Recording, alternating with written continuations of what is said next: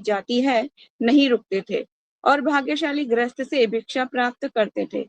वे अपनी शुभ उपस्थिति से उस घर को पवित्र करने के लिए ऐसा करते थे, ताकि घर जब कोई सन्यासी और कोई भगवान का भक्त हमारे घर में जब प्रवेश करते हैं तो क्या हो जाता है, हमारा घर पवित्र हो जाता है, क्योंकि वो निरंतर रोज रोज भगवान के पवित्र नाम का जप करते हैं। जप करने से क्या होता है, हमारे शरीर के चारों ओर एक ऑरा होता है और हमें जो भी देखेगा, मटेरियलिस्टिक पर्सन जो भी देखेगा, हम उसको अट्रैक्ट करेंगे, अट्रैक्ट। ठीक है, तो इट्स वेरी इंपॉर्टेंट। मतलब उसका देखेंगे ना, मतलब अलग ही तेज होता है वो, जहाँ मतलब 100 लोगों के बीच में भी खड़ा होगा ना तो उसका अलग ही तेज पता चलेगा, लोग बार बार उससे बात करने का प्रयास करेंगे, तो बहुत ही मतलब अट्रैक्टिव होते हैं बात। तो वे अपनी शुभ उपस्थिति से उस घर को पवित्र करने के लिए ऐसा करते थे। अतएव सुखदेव गोस्वामी और ऐसे शिक्षक हैं जो दिव्य पद पर स्थित हैं। जो लोग संन्यास आश्रम में हैं और भगवान के संदेश का उपदेश देने के लिए प्रतिबद्ध हैं, उनके कार्यों से उन्हें ये सीखना चाहिए कि दिव्य ज्ञान प्रदान करने के अतिरिक्त गृहस्थों से उनका कोई सरोकार नहीं है। गृहस्थ से भिक्षा मांगने का उद्देश्य उसके घर को पवित्र करना होना चाहिए। ठीक है, जब भी कोई सन्यासी या हमारे वरिष्ठ वैष्णव घर आते हैं तो वो क्यों आते हैं, उद्धार करने के लिए, कि उद्धार हो सके। ठीक है, इसलिए नहीं कि इनसे हमें बहुत सारा धन मिलेगा और धन से मैं और अपनी इंद्रिय तृप्ति करूंगा, इसलिए नहीं। ठीक है, ताकि वो उनको आध्यात्मिक उन्नति में आगे बढ़ा सके, इसीलिए आते हैं, पवित्र कर सके। गृहस्थ से भिक्षा मांगने का उद्देश्य किसी घर को पवित्र करना होना चाहिए। जिस मनुष्य ने संन्यास ग्रहण कर लिया है उनको चाहिए कि वे गृहस्थ की संसारिक संपन्नता से आकर्षित होकर संसारिक मनुष्यों का गुलाम न बन जाए। जो मनुष्य संन्यास आश्रम ग्रहण कर चुकता है इसके लिए ऐसा करना विषपान तथा आत्महत्या से भी अधिक घातक है। ठीक है, तो वो गुलाम नहीं बन जाना चाहिए। सन्यासी के कुछ नियम बता रहे हैं प्रभुपाद जी, जो सन्यासी होते हैं वो मतलब जो सन्यास आश्रम ग्रहण कर चुकता है उसके लिए ऐसा करना विषपान करना तथा आत्महत्या से अधिक घातक है। अगर वो अटैच हो जाएंगे ना किसी भी चीज से, किसी भी घर से, किसी भी चीज से, तो वो उनके लिए इस तरह से है कि विषपान कर लेंगे या आत्महत्या। आत्महत्या का मतलब होता है अपनी एक जगह से अटैच हो जाएंगे ना तो अपनी आध्यात्मिक जीवन फिर उनका डिसबैलेंस हो जाएगा, हिलने डुलने लगेगा। क्योंकि ये स्वाभाविक ही है कि जब हम किसी भी चीज से जैसे कि कहते हैं कि अगर आपको आध्यात्मिक उन्नति चाहिए तो अपनी मटेरियलिस्टिक चीजों को थोड़ा सा साइड करना पड़ता है। पता है ना आपको, जब हम कोई भी चीज अचीव करनी होती है तो हमें जो जिस चीज से ज्यादा अटैचमेंट है उसको हमें कम करना पड़ता है, तब जाके तो हम आगे बढ़ सकेंगे। दो नाव में पैर रख के कोई भक्ति जीवन में लाभ नहीं कर सकेगा, उसको अपनी जो है बैड हैबिट्स को छोड़ना ही पड़ेगा आगे बढ़ने के लिए। ठीक है ना, बहुत इंपॉर्टेंट है कि आप ये जो वैराग्य आता है ना धीरे धीरे आता है, और अगर आ रहा है तो अच्छी बात है और नहीं आ रहा है तो समझिए कुछ कमी है आपकी साधना भक्ति में। आगे चलते हैं, श्लोकस नंबर 9। अभिमन्यु सुप्तम सूत प्राहु भागवतम उत्तमम तस्य जन्म महा आश्रम कर्माणि च ग्रहणीन शब्दार्थ अभिमन्यु सुतम, अभिमन्यु के पुत्र को सूत हे सूत प्राहु कहा जाता है, भागवत उत्तमम प्रथम श्रेणी का भगवत भक्त, तस्य उसका जन्म महा आश्चर्यम अत्यंत आश्चर्यजनक, कर्माणि कर्म चा तथा ग्रहणी कृपया कहें ना हमसे। कहा जाता है मीनिंग, कहा जाता है कि महाराज परीक्षित उच्च कोटि के भगवत भक्त थे और उनके जन्म तथा कर्म अत्यंत आश्चर्यजनक थे। कृपया उनके विषय में हमें बताएं। कौन कह रहा है ये कन्वर्सेशन? ये शौनक आदि ऋषि पूछ रहे हैं, किससे? सूत गोस्वामी जी से। ठीक है, अब वो पूछ रहे हैं कि महाराज, पहले तो आप उन्होंने पूछा कि सुखदेव गोस्वामी के बारे में बताएं कैसे मिले वो, तो अब वो पूछ रहे हैं कि महाराज परीक्षित के बारे में बताइए, वो भगवत भक्त थे उच्च कोटि के उनका जन्म अत्यंत आश्चर्यजनक था, कृपया उनके विषय में बताइए। क्योंकि दोनों के बारे में आपको जो है कथावाचक और वक्ता दोनों के बारे में सुनना और श्रवण कर रहे हैं वो परीक्षित महाराज, तो सुनना बहुत जरूरी है उनके बारे में, वो कितने महान थे। ठीक है। तात्पर्य जगत गुरु श्रीला प्रभुपाद जी की जय। महाराज परीक्षित का जन्म आश्चर्यजनक है क्योंकि भगवान श्री कृष्ण ने उनकी रक्षा उनकी माता के गर्भ में की थी। अभी जो स्टोरी लाइन है इसको आप हाईलाइट कर सकते हो। उनके कार्यकलाप भी आश्चर्यजनक हैं क्योंकि उन्होंने गाय का वध करने के लिए उद्धत कली को प्रताड़ित किया। गाय का वध करने का अर्थ है मानव सभ्यता का विनाश। वे पाप के उत्कृष्ट प्रतिनिधि से गाय की रक्षा करना चाहते थे। उनकी मृत्यु भी आश्चर्यजनक है क्योंकि उन्हें मृत्यु के पूर्व सूचना प्राप्त हो चुकी थी कि जो किसी मृत्यु प्राणी के लिए आश्चर्यजनक है।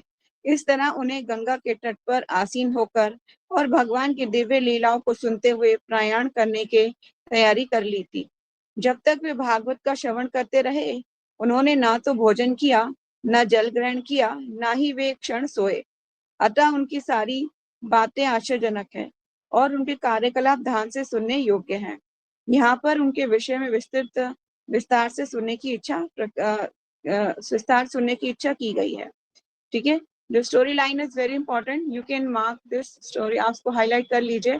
ठीक है। पेंसिल जरूर पास में रखिएगा, जब हम पेंसिल से इसको चला सकते हैं। पेन यूज मत कीजिएगा भागवतम पे, हाइलाइटर यूज कर सकते हैं, पेन नहीं यूज कीजिएगा। ठीक है। आगे चलते हैं। श्लोकास नंबर 10। सा सम्राट कस्यम व हेते पांडुना मानवर्धनम प्राय उपशिष्टां गंगायां अनतद्यां अधिराट श्रेयम।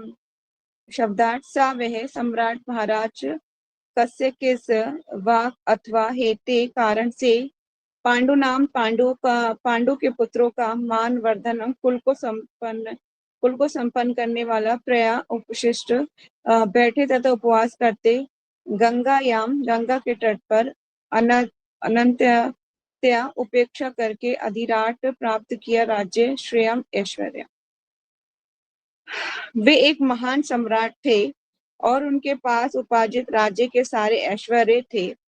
वे इतने वर्णीय थे कि उनके पांडु वंश की प्रतिष्ठा, उनसे क्या होता है, पांडु वंश की प्रतिष्ठा बढ़ रही थी। तो फिर वे सब कुछ त्याग कर गंगा नदी के तट पर बैठकर क्यों आमरण उपवास करने लगे। सुखदेव जो है शौनक आदि ऋषि पूछ रहे हैं कि वो तो एक महान राजा थे, है ना, बहुत ही बड़े राजा थे। कहा जाता है कि पूरी पृथ्वी उनके कंट्रोल में थी, सिर्फ भारतवर्ष ही नहीं, पूरा पृथ्वी उनके कंट्रोल में थी। ठीक है। पहले ऐसा नहीं होता था कि पाकिस्तान भी हो और हिंदुस्तान भी हो या बांग्लादेश, ये सारे हो, नहीं, पूरी पृथ्वी के सम्राट थे, पूरी पृथ्वी के सम्राट। ठीक है। तो बोल रहे हैं कि इन्होंने ऐसा क्या हो गया कि इन्होंने गंगा नदी के तट पर बैठकर आमरण मतलब बिना रुके और बिना खाए बिना सोए आमरण उपवास किया। ठीक है। चलते हैं आगे। तात्पर्य जगत गुरु श्रीला प्रभुपाद जी की जय। वेरी इंपॉर्टेंट क्वेश्चन हैं कुछ, ये पता होना चाहिए आपको स्टोरी लाइन। ठीक है। तात्पर्य महाराज परीक्षित समस्त समुद्रों एवं महानगरों समेत पूरे संसार के चक्रवर्ती सम्राट थे। हाईलाइट कर लीजिए, ये आंसर है इसका कि क्या कौन थे वो महाराज परीक्षित। महाराज परीक्षित समस्त समुद्रों एवं महानगरों समेत पूरे संसार के चक्रवर्ती सम्राट थे। उन्होंने इस राज्य को प्राप्त करने के लिए कोई प्रयास नहीं करना पड़ा। उन्हें वे अपने पितामह महाराज युधिष्ठिर तथा उनके भाइयों के से उत्तराधिकार में मिला था। ठीक है। उत्तराधिकार में मिला था उनको, पूरी पृथ्वी के सम्राट थे ना, इसलिए सब उत्तराधिकार के रूप में मिला था। इसके साथ ही साथ वे सुचारू रूप से शासन चला रहे थे और उनके पूर्वजों की प्रतिष्ठा ही उनके ही अनुरूप था। फलस्वरूप उनके ऐश्वर्यों का तथा प्रशासन में कुछ भी अवांछित नहीं था। तो फिर वे क्यों सारा राजपाट त्याग कर गंगा नदी के तट पर आमरण उपवास करने लगे? ये आश्चर्यजनक है, अतः सभी इसका कारण जानने के लिए उत्सुक हैं। सभी कौन जानना है इसका कारण? शौनक आदि ऋषि इसका कारण जानना चाहते हैं। क्यों गंगा नदी के तट पर जा बैठे वो? क्यों उन्होंने अन्न जन का त्याग कर दिया? क्यों सोए नहीं? क्यों कुछ खाया नहीं? ठीक है, अब आगे चलते हैं। जिसको पता है कि 7 दिन में मेरी मृत्यु होने वाली है और मुझे तक्षक नामक सर्प डसने वाला है, तो वो क्या करेंगे? वो भूख लगेगी क्या? नहीं। प्यास लगेगी? नहीं। आगे चलते हैं, श्लोकास नंबर 11। नमन्ति यद् पादं निकेति तम आत्मनः शिवाय हनीय धननी शत्वः कथा स वीरं श्रेय अंगम दुत्यजाम युवा तेषात् अत्रष्टुम अहो सह असुरभिः। शब्दार्थ, नमन्ति झुकते हैं, तत्पाद उनके पांव के निकेतम नीचे, आत्मनः अपने, शिवाय कल्याण के लिए, हानिय मिलाकर, धाननी संपत्ति, शत्वा शत्रुगण, कथम किस कारण से, सह वे वीर श्रेयम ऐश्वर्य, अंग हे दुरत्यजाम जिसका छोड़ पाना दुष्कर है, उसे युवावस्था में एशात इच्छा की, उत्तष्ठोम त्याग देने के लिए, अहो अरे सहसात असुर भी जीवन के। वे इतने बड़े सम्राट थे कि उनके सारे शत्रु आकर अपनी भलाई के लिए उनके चरणों पर अपना शीश झुकाते थे और अपनी सारी संपत्ति अर्पित करते थे। वे तरुण और शक्तिशाली थे और उनके पास अलभ्य राजसी ऐश्वर्य था। फिर भी वे अपना सर्वस्व, यहाँ तक कि अपना जीवन भी क्यों त्यागना चाह रहे थे? ठीक है, ये क्वेश्चन है, इतने बड़े सम्राट थे वो, फिर भी अपना जीवन क्यों त्यागना चाहते थे? तात्पर्य जगत गुरु श्रील प्रभुपाद जी की जय। उनके जीवन में कुछ भी अवांछनीय, मतलब कुछ ऐसा नहीं था जो वो ना चाहते हो। कुछ भी अवांछनीय नहीं था। वे नव युवक थे और शक्ति एवं ऐश्वर्य के साथ जीवन का भोग कर रहे थे, अतः सक्रिय जीवन से विराम लेने का कोई प्रश्न नहीं उठता था। उन्हें राज्य कर वसूलने में कोई कठिनाई नहीं होती थी, क्योंकि वे इतने शक्तिशाली वीर थे कि वे उनके शत्रु भी उनके चरणों में शीश झुकाते थे और अपने ही हित के लिए अपनी सारी संपत्ति भेंट कर जाते थे। महाराज परीक्षित पवित्र राजा थे, उन्होंने शत्रु को जीत लिया था, अतएव उनका राज्य वैभव संपन्न था। उन्हें प्रचुर अन्न, दूध तथा धातुएं, अन्न दूध तथा धातुएं थीं। उनके जो राज्य था ना, उनके राज्य में प्रचुर मात्रा में अन्न होता था, दूध होता था तथा धातुएं, मतलब अलग अलग तरीके के ऑर्नामेंट्स वगैरह सारे कुछ अवेलेबल थे, मतलब भरे धन धान्य से संपूर्ण था और सारे पर्वत तथा नदियां क्षमताओं से भरपूर थीं। फलतः भौतिक दृष्टि सब कुछ संतोषप्रद था, अतः इस असमय में अपना साम्राज्य जीवन त्याग करने का कोई प्रश्न नहीं उठना चाहिए था। मुनिगण इनके विषय में सुनने के लिए आतुर थे। ठीक है, मुनिगण जानना चाहते हैं हुआ क्या था, स्टोरी लाइन। चलिए आगे चलते हैं, श्लोकास नंबर 12। शिवाय लोकस्य भावाय भूतया या उत्तम श्लोका परायणा जनाः जीवन्ति नात्मार्थ मांसो पराश्रयं सुमोच निवर्धकुत कलेवरम। शब्दार्थ, शिवाय कल्याण हेतु, लोकस्य समस्त लोकों के, भावाय सुमोन्नति के लिए, भूताय किसी आर्थिक विकास के लिए, ये जो है उत्तम श्लोक परायणा भगवान के कार्य के लिए के प्रति अनुरक्त जना लोग जीवंती जीते हैं, ना लेकिन नहीं, आत्म अर्थम स्वार्थ अरोह वह, पर आश्रम अन्यों के लिए शरण, मोच त्याग दिया, निवादा समस्त प्रकार की आसक्ति से मुक्त होकर, पुरतः किसके लिए? कलेवरम मर्त्य शरीर को। जो लोग भगवत कार्य में अनुरक्त रहते हैं वे दूसरों के कल्याण, उन्नति तथा सुख के लिए ही जीवित रहते हैं। मतलब जो लोग भगवान के कार्यों में लगे हुए हैं वो क्या चाहते हैं? दूसरों का कल्याण चाहते हैं, दूसरों की उन्नति चाहते हैं, उनके सुख के लिए जीवित रहते हैं, है ना? दूसरों के सुख के लिए ही जीवित रहते हैं। आप कहोगे माता जी इसका एग्जाम्पल के थ्रू कैसे समझ सकते हैं? जैसे कि जो परम वैष्णव होते हैं, है ना, परम वैष्णव किस लिए अपना जीवन को संभाल के रखते हैं? ताकि वो और जीवात्माओं का जो है कल्याण कर सके, है ना? जैसे हमारे गुरु महाराज है ना? तो उस तरह से वो अपने जीवन को जो है होल्ड करे हुए हैं भगवान की सेवा में लगाने के लिए। नहीं तो उनको जरूरत नहीं है। वो क्या उनको क्या वो भगवान के धाम नहीं जा सकते हैं? वो भगवान के धाम किसी भी टाइम जा सकते हैं, है ना? पर लेकिन क्यों? दूसरों की जीवात्माओं के उद्धार के लिए ही वो जो है जीवन को धारण किए हुए हैं। ठीक है? तो यहाँ वही बोला जा रहा है कि जो लोग भगवत कार्य में अनुरक्त रहते हैं वे दूसरों के कल्याण, उन्नति तथा सुख के लिए ही जीवित रहते हैं। वे किसी स्वार्थवश जीवित नहीं रहते, है ना? कोई स्वार्थ नहीं होता उनका। अतः राजा परीक्षित ने समस्त सांसारिक वैभव की आसक्ति से मुक्त होते हुए भी अपने उस मृत्य शरीर को क्यों त्यागा जो दूसरों के लिए आश्रय तुल्य था। कह रहे हैं कि जो दूसरों के लिए आश्रय तुल्य शरीर था, महाराज परीक्षित ने क्यों त्यागा उसे? तात्पर्य: परीक्षित महाराज आदर्श राजा तथा गृहस्थ थे क्योंकि वे क्या थे? भगवत भक्त थे। भगवत भक्त में स्वतः समस्त उत्तम गुण आ जाते हैं और महाराज इसके विशिष्ट उदाहरण थे। व्यक्तिगत रूप से उन्हें अपने अधिकार में उपलब्ध सांसारिक ऐश्वर्य से कोई आसक्ति ना थी, लेकिन चूंकि वे जनता की चातुरिक भलाई करने के लिए राजा बने थे, अतः वे जनता के कल्याण कार्यों में न केवल इस जीवन में अपितु अगले जीवन में भी सदैव व्यस्त रहना चाहते थे।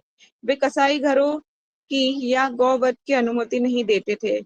ऐसे मूर्ख तथा पक्षपाती प्रशासक ना थे जो एक जीव को दूसरे की सुरक्षा प्रदान करते और दूसरे का वध करने देते। चूंकि वे भगवत भक्त थे, अतः वे ये अच्छी तरह जानते थे कि मनुष्य, पशुओं तथा पौधों तथा समस्त जीवित प्राणियों के सुख के लिए किस प्रकार प्रशासन चलाना चाहिए। वे अपने स्वार्थ में रुचि रखने वाले पुरुष ना थे। स्वार्थ या तो आत्म केंद्रित होता है या आत्म विस्तारित होता है। वे इन दोनों में से एक भी ना थे। उनका स्वार्थ तो परम सत्य परमेश्वर को प्रसन्न करने में था। राजा परमेश्वर का प्रतिनिधि होता है। राजा कौन होता है? परमेश्वर का प्रतिनिधि। एक उत्तम राजा के गुण भी हमें यहाँ सीखने को मिलेंगे। राजा परमेश्वर का प्रतिनिधि होता है, अतः राजा और परमेश्वर का उद्देश्य एक जैसा होना चाहिए। परमेश्वर चाहते हैं कि सारे जीव उनके आज्ञाकारी बने और इस तरह से वे सुखी हों। अतः राजा का स्वार्थ इसी में है कि वे अपनी प्रजा का भगवान के धाम वापस जाने में उनका मार्गदर्शन करे। अतः प्रजा के कार्यकलापों को इस प्रकार समन्वित किया जाना चाहिए कि सारे लोग अंत में भगवत धाम वापस जा सकें। प्रतिनिधि राजा के शासन में सारा साम्राज्य ऐश्वर्य से परिपूर्ण रहता है। ऐसी दशा में मनुष्य को पशुओं को खाने की आवश्यकता नहीं पड़ती। अन्न, दुग्ध, फल तथा तरकारियां की प्रचुरता रहती है, जिससे मनुष्य तथा पशु जी भरकर खा पी सकते हैं। यदि सारे जीव आहार तथा आश्रय पाकर संतुष्ट हो तो नियत नियमों का पालन करें तो जीवन में परस्पर कोई उपद्रव ना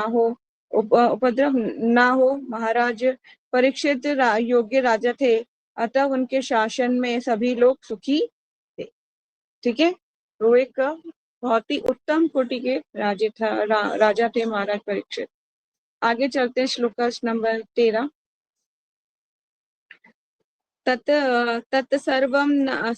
तत्सर्वं समाचक्ष्व पृष्ठो यदि हि कश्चन मान्या त्वं विषयवाचं स्नानतम् अन्यत् छन्द्रसात्। शब्दार्थ: तत्र वह सर्वं संसारा न हमसे समाचक्षुवा स्पष्ट कहें प्रश्न पूछा यत्र यहाँ पर कश्चिन वे सब मान्य हम सोचते हैं त्वम आपको विषय सारे विषयों में वाच्यम शब्दार्थ स्नातम पूर्ण रूप से ज्ञात अन्यत्र छोड़कर छंद सात वेदों का अंश। हम जानते हैं कि आप वेदों के कृति अंश को छोड़कर अन्य समस्त विषयों के अर्थ में पटु हैं।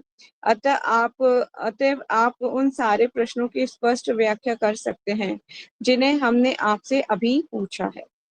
ठीक है, सारे कोई क्वेश्चन पूछे हैं तो कह रहे हैं हाँ आप इसमें एक्सपर्ट है, आप इसका आंसर कर सकते हैं।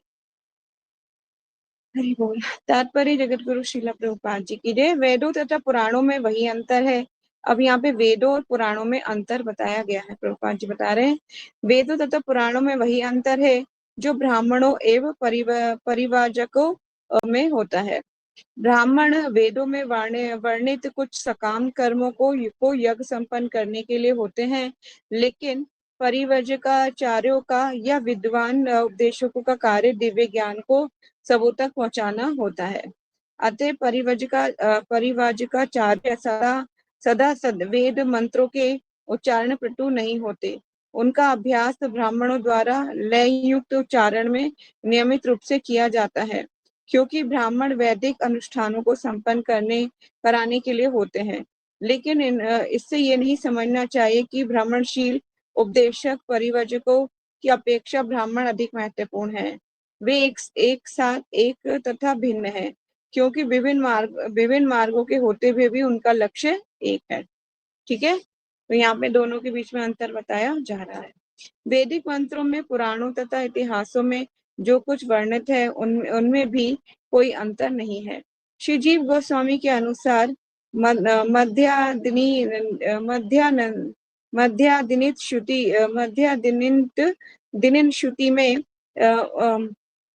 दिनिन श्रुति में उल्लेख हुआ है सारे वेद अर्थात साम वेद, अथर्ववेद, यजुर्वेद, यजुर पुराण, इतिहास, उपनिषद आदि परम पुरुष के श्वास से उदित हुए हैं। कहाँ से उदित हुए हैं? सब कुछ भगवान के श्वास से निकले हुए हैं। आप इसको हाईलाइट कर सकते हैं, मतलब आपके पास मार्कर हाइलाइटर है तो इसको हाईलाइट कर सकते हैं। ठीक है, अंतर इतना ही है कि सारे वैदिक मंत्र प्रणव ओमकार से प्रारंभ होते हैं और इन मंत्रों का स्वस्वर पाठ करने के लिए कुछ अभ्यास करना पड़ता है। लेकिन इसका अर्थ ये नहीं है कि श्रीमद् भागवतम वैदिक मंत्रों की अपेक्षा कम महत्व का है। इसके विपरीत ये समस्त वेदों का पक फल है, जैसा कि पहले कहा जा चुका है। इसके अतिरिक्त परम मुक्त पुरुष श्रीला सुखदेव गोस्वामी स्वरूप प्रसिद्ध होते हुए भी भागवत के अध्ययन में लीन रहते हैं। श्रीला सूत गोस्वामी उन्हीं के चरण चिन्हों का अनुगमन कर रहे हैं, अतः उनका स्थान रंचमात्र भी कम महत्वपूर्ण नहीं है। भले ही वे वैदिक मंत्रों के स्वस्वर पाठ में इतने पटु ना हो, तो वास्तविक अनुभूति की अपेक्षा अभ्यास पर अधिक निर्भर करता है। तोता रटन की अपेक्षा अनुभूति अधिक महत्वपूर्ण है। ठीक है, एक इंसान होता है कि वो तोते के जैसा रट लेता है सब चीजें, रट्टा कहते हैं ना, रट्टा मारना, कि रट्टा मार लिया मतलब तोते के जैसे रट लिया। और एक होता है जिसको अनुभूति के स्थान पर ज्ञान होता है, मतलब जिसने एक्सपीरियंस किया हुआ होता है भक्ति में, है ना। तो दो चीजें होती है। रट्टा मार को क्या होता है, जो कॉपी करता है ना उसको सिर्फ उतना ही ज्ञान होता है ना। जैसे तोता होता है, उसको बार बार सिखाओ कि ना सुबह होगी रात होगी तोता सो जाएगा, सुबह होगी रात होगी तोता सो जाएगा, वो यही दोहराएगा। ठीक है, पर लेकिन अब अब वो इतना जैसे रट्टा मार लिया ना उसने, उतना ही पता है उसको। लेकिन जो एक्सपीरियंस है ना, जिसको मालूम है कि सुबह कैसे होती है, रात कैसे होती है, दिन भर क्या करना है, एक्सपीरियंस क्या है, पूरे दिन का क्या एक्सपीरियंस है, मुझे क्या क्या कार्य करने हैं भक्ति में जीवन में आगे बढ़ने के लिए, वो उसको पूरा ज्ञान होगा। इसलिए भक्ति में जीवन सिर्फ रट्टा मार के हो सकते हैं। कुछ ऐसे लोग भी हो सकते हैं जिनको मतलब श्लोका रिसाइटेशन बहुत उनका तेज हो, आपको लगे कि हो वाह श्लोकास क्या मस्त आते हैं इसको, ये तो बहुत ही इंटेलिजेंट है, ऐसा आपको दिख सकता है। पर लेकिन उनका बाकी का इधर ऊपर का माला खाली होता है, नीचे का माला जरूर भरा हुआ हो, है ना, लेकिन ऊपर का पूरा सब खाली होता है, उनको कोई नॉलेज नहीं होती है, वो सिर्फ रट्टा मारना जानते हैं, रट्टा मारना, है ना। उसको कोई कॉपी करने वाले को कभी कोई मतलब नॉलेज, प्रैक्टिकल नॉलेज नहीं होगी, ठीक है। तो इसलिए यहाँ पर वो बताया जा रहा है कि जो वास्तविक अनुभूति की अपेक्षा अभ्यास पर अधिक निर्भर करता है, तोता रटन की अपेक्षा अनुभूति अधिक महत्वपूर्ण है। मतलब तोते की जैसे रटन की अपेक्षा आपकी अनुभूति, एक्सपीरियंस इज वेरी इंपॉर्टेंट, ठीक है। एक्सपीरियंस मतलब जो एक्सपीरियंस किया हुआ है, तोता रटन डजंट इम्पोर्टेंट, वो इतना इम्पोर्टेंट नहीं है। आगे चलते हैं, सूत वाचा। अब यहाँ पर जो है पहले हमने क्या पढ़ा था, शैनक वाचा, अब क्या आ रहा है, सूत वाचा। सुदेव शुदेव गोस्वामी अब आंसर करना शुरू कर रहे हैं, ठीक है। हरे कृष्ण। सूत उवाच द्वापरे द्वापरे समनुप्राप्ते युगे प्रायाय युगे युगे युगे प्राप्राय जाता पराशयात योगी व्यासवायं कालयः। सूतवाच सूत गोस्वामी ने कहा, द्वापर युग में समानुप्राप्ते फिर आविर्भाव होने पूर्व तृतीय युग प्राप्रिय के स्थान पर जाता प्रकट हुआ। पराशर से योगी महान ऋषि वासव्याम वासु के पुत्री के गर्भ में कालाया पूर्ण अंश में हरे भगवान के। सूत गोस्वामी ने कहा, जिस समय द्वापर युग का त्रेता युग से अति व्यापन हो रहा था, तो वसु की पुत्री सत्यवती के गर्भ से पराशर द्वारा महान ऋषि व्यास देव ने जन्म लिया, ठीक है। अब नोट्स बनाते रहिएगा, इट्स वेरी इंपॉर्टेंट।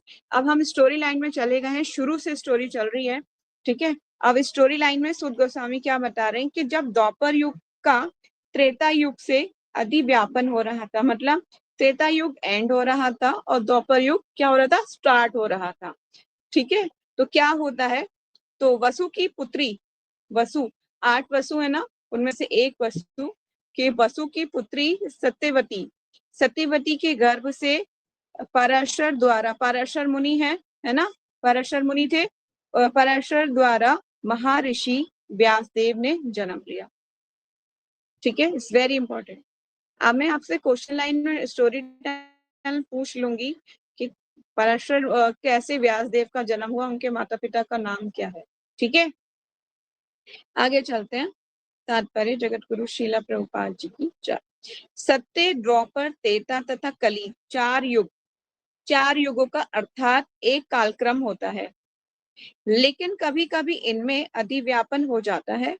व्यवस्थित मनु के राज्य काल में चतुर्युगों के 28वें चक्र का अधिव्यापन हुआ था। तृतीय युग द्वितीय युग के पहले ही पड़ गया था।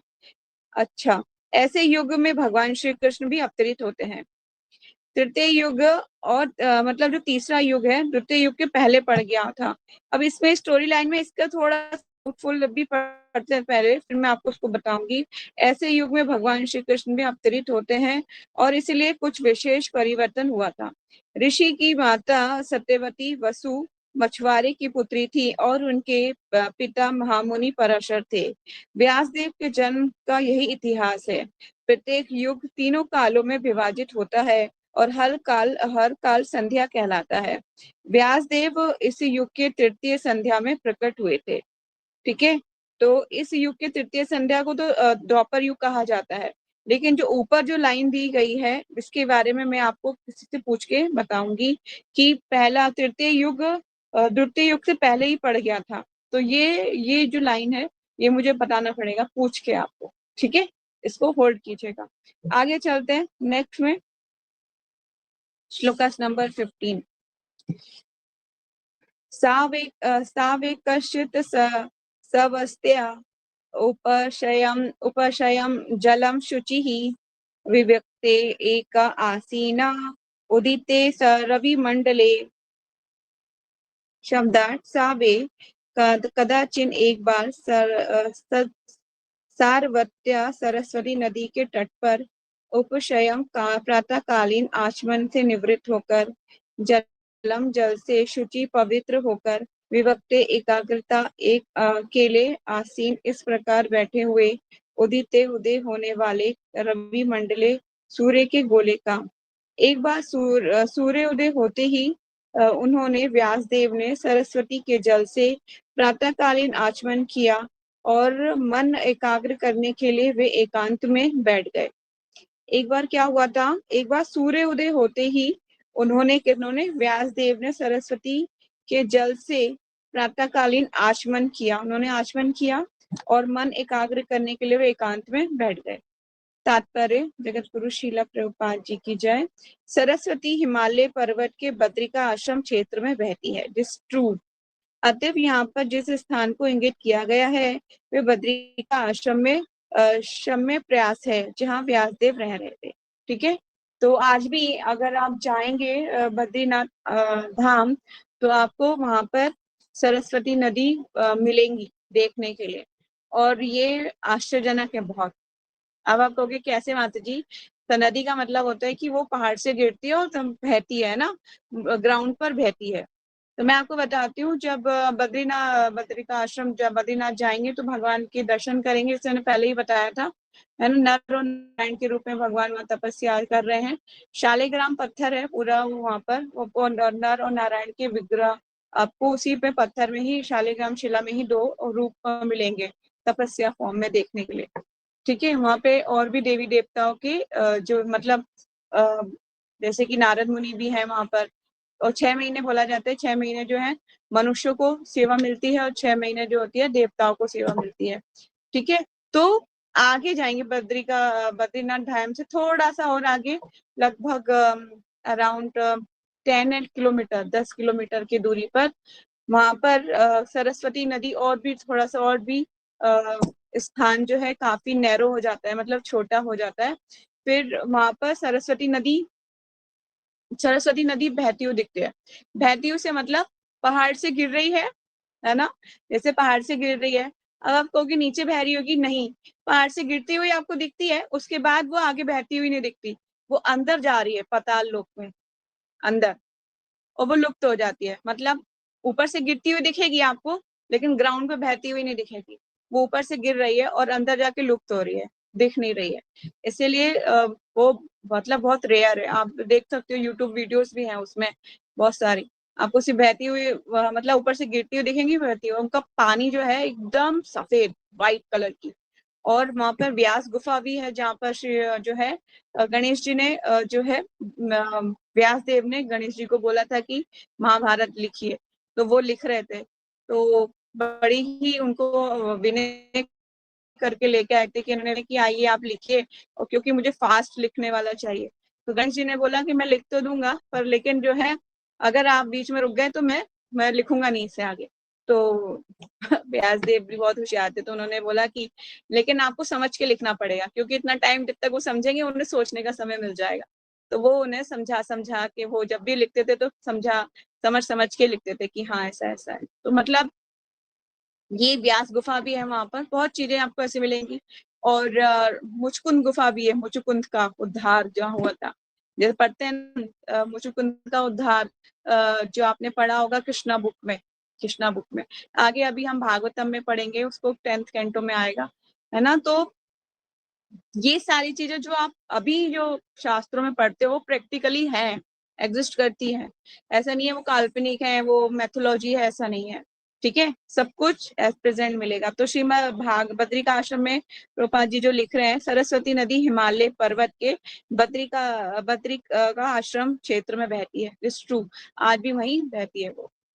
और वो धाम जो है ना, अब मैं तो बोलूंगी सबको जाना चाहिए, और बहुत ही पीसफुल है, आपको वहां से आने का मन नहीं करेगा, क्योंकि तपोभूमि है ना, तपोभूमि है।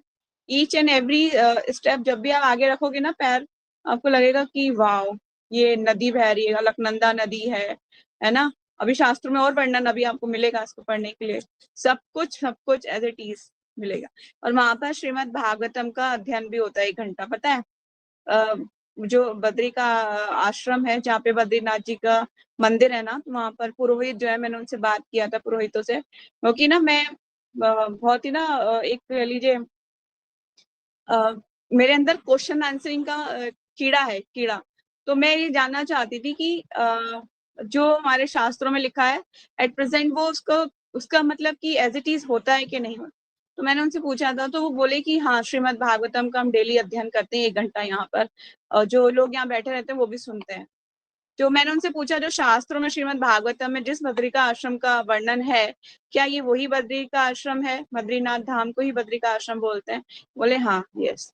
तो अभी अभी जैसे हम आगे बढ़ेंगे भागवतम में, तो बद्रिका आश्रम के बारे में बहुत बात होगी, तो आपको और जानने की इच्छा प्रकट होगी हृदय में। तो भगवान से प्रेयर कीजिएगा कि एट प्रेजेंट मुझे भी दर्शन कराइए, तो आप बद्रिका आश्रम जाएंगे, बहुत बहुत बहुत वर्णन मिलेगा अभी इसमें। ठीक है, क्योंकि धाम है ना वो। सरस्वती नदी हिमालय पर्वत के बद्रिका आश्रम क्षेत्र में बहती है, अतः यहाँ पर जिस स्थान को इंगित किया गया है वे बद्रिका आश्रम में शम्य से प्रवास है, जहाँ व्यासदेव रह रहे हैं। ठीक है, तो आज हम इतना ही पढ़ेंगे। एनी डाउट, एनी क्वेश्चन, फिर हम आगे चलेंगे, क्योंकि स्टोरी टेलिंग शुरू होने वाला है, मतलब अब एक और स्टोरी में जाने वाले हैं हम। Any question?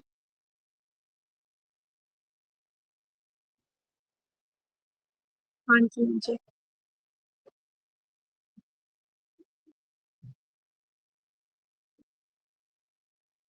हम्म,